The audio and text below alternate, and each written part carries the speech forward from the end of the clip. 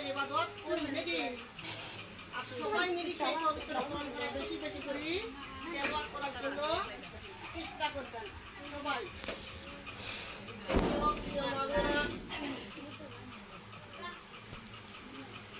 বেশি বেশি করে জানার চেষ্টা করবেন যে ব্যক্তিরা নবীজির সাহাবার নাম জানে না, চারজন প্রধান সাহাবার নাম জানে না, তারপর চারখানা বড় বড় কিতাবের নাম জানে না, চারজন নবীর নাম জানে না বুঝছেন। তারপরে চার কুরসি, চার কালেমা সব সময় তোমরা কি করবেন তেলাওয়াত করবেন আর জানার জন্য চেষ্টা করবেন। তার কারণ সাধারণ কালেমাটা হিন্দুরা পড়তে পারে না পারে, তাই কালেমা পড়লেই মুসলমান হওয়া যায় না। কালেমা পড়ারও অনেক নিয়ম নীতি আছে, তাই সবাই কীভাবে কালেমা পড়লে শুদ্ধ হবে আর কীভাবে আমরা কালেমা পড়বো, কালেমার দ্বারাই কীভাবে আমার ঈমান মজবুত হবে সবাই জানা মানুষের কাছে শুনিয়া নিবেন।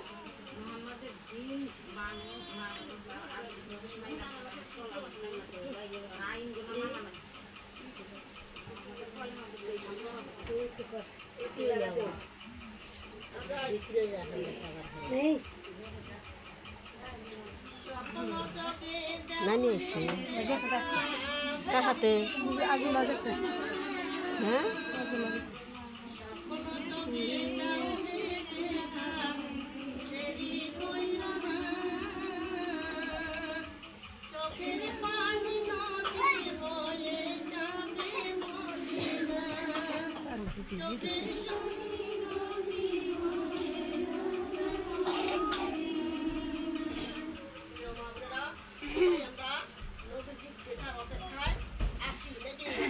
যখন আমরা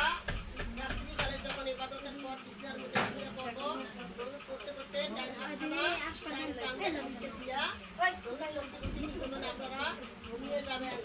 বেশি ভালো হয়, তাহলে হয়তো স্বপ্নের জন্য আমার নবীজির চেহারা না দেখতেও পারি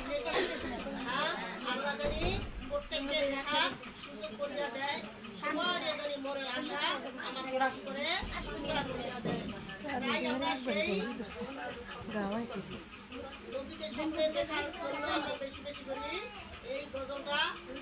করি, বুঝেছেন? এই গজলটা বেশি বেশি করি সবাই। স্বপ্ন চোখে দেও হে দেখা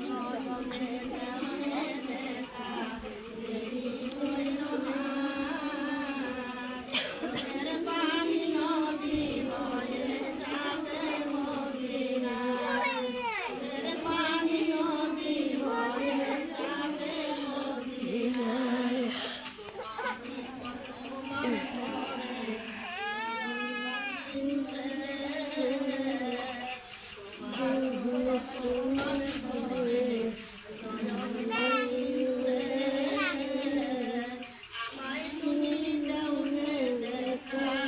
সহে না পরাণে আমায় তুমি দাও হে দেখা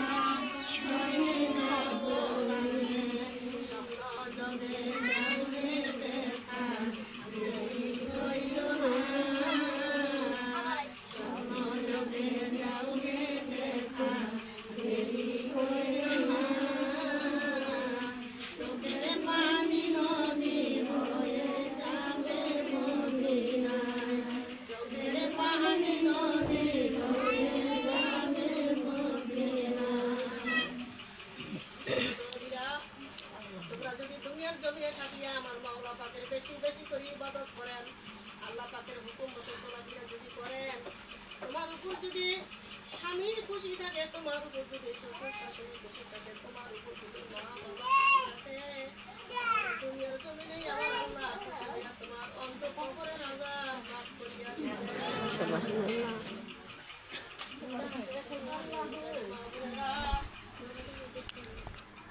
যখন মায়ের কদমের মধ্যে সালাম করবেন দরদি মা দরদি হাতখানা যখন মাথায় বুলাইয়া দিবে আর দোয়া করবে বিজুলির মতো সেই দোয়া আমার মাওলা পাকের কাছে পৌঁছিয়া যাবে মায়ের দোয়া বিজুলির মতো আমার আল্লাহ বলছে তোমার মা যদি তোমার উপর খুশি থাকে আমি আল্লাহ তাও থেকে আরো বেশি খুশি হয়ে যায় যাদের ছেলেরা মেয়েরা মা বাবাকে বেশি বেশি যত্ন করে মা বাবার খেদমত করে মা বাবার হুকুম হাসান সব সময় মানিয়ে চলে মা বাবারা অন্তরে অন্তরে সব সময় মাওলার কাছে দোয়া করিয়া থাকে মা বাবারা তাদের জন্য অন্তর দিয়ে দোয়া করে হে আল্লাহ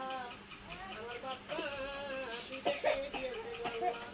আমার বাচ্চাকে তুমি ভালো রাখিও তার কাম কাজে বরকত আমি করিয়া দিও আজ কতদিন হয় আমার বাচ্চা আমার কাছে নাই দূরে আছে গো আল্লাহ তুমি দেখিও জনম দুঃখিনী মায়ের দোয়ায় আমার আল্লাহ পাক তাকে ভালো রাখবে তার কাম কাজে বরকত দান করিয়া দিবে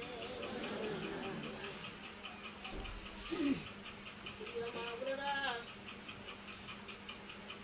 আমার আল্লাহ বলছে তোমার মা বাবা যদি তোমাদেরকে মাফ করিয়া দেয় আমি আল্লাহ তোমাকে মাফ করিয়া দিব মা বাবা শ্বশুর শাশুড়ি যদি তোমাকে মাফ না করে আমি আল্লাহ তোমাকে মাফ করতে পারবো না তাই দরদিরা, মায়ের দোয়ায় বাইজিদ বুস্তামি আল্লাহর ওলি হইয়া গেছে বাইজিদ বুস্তামি ছোট্ট বাচ্চা মায় অসুস্থ হইয়া বিছনায় পড়িয়াই আছে বাইজিদকে একটা ডাক দিয়া বলছে বাইজিদ রে তুই আসিয়া আমার শিওরে জানার দরজা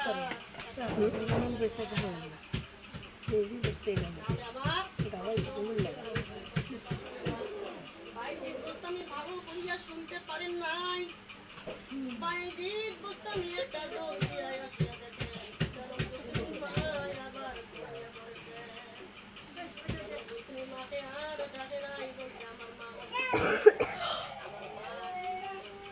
ঘুম পাইছে এখানে যদি আমার মার চিন্তা ভেঙে দেয় আমার মা অসুস্থ কষ্ট হবে মাকে আর ডাকতে নাই মায়ের শিওরে দাঁড়িয়ে আছে তখন মা ঘুম থেকে উঠলে কখন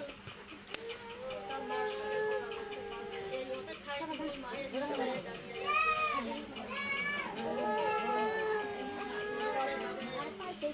আমার মা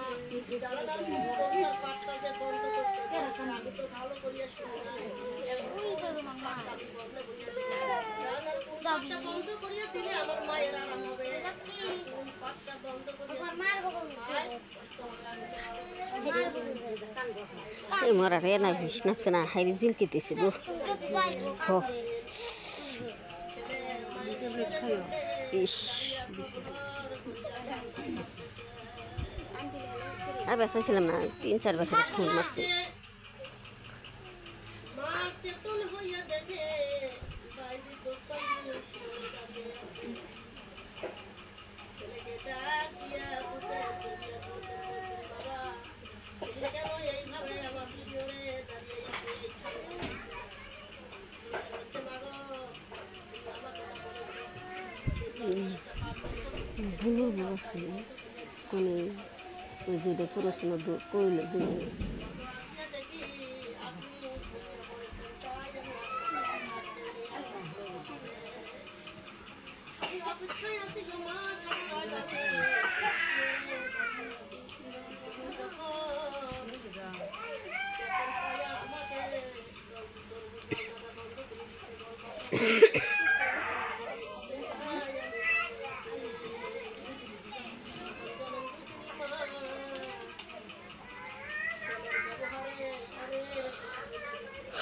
ছেলেকে বুকের মধ্যে জড়িয়ে ধরে বলছে বাইরের দোকানের জন্য তোমার তুমি আমার বাইরে তোমার বন্ধু বানাইয়া নিও যেই ছেলে মায়ের কথা মানার জন্য সারা রাত ঠান্ডা রয়েছে যদি মায়ের সাথে দাঁড়িয়ে থাকতে পারে আল্লাহ সেই ছেলে মৌলা গো, সেই ছেলে কয়জন আইছে তোর হাতে কয়জন আইছে একজন ছেলেকে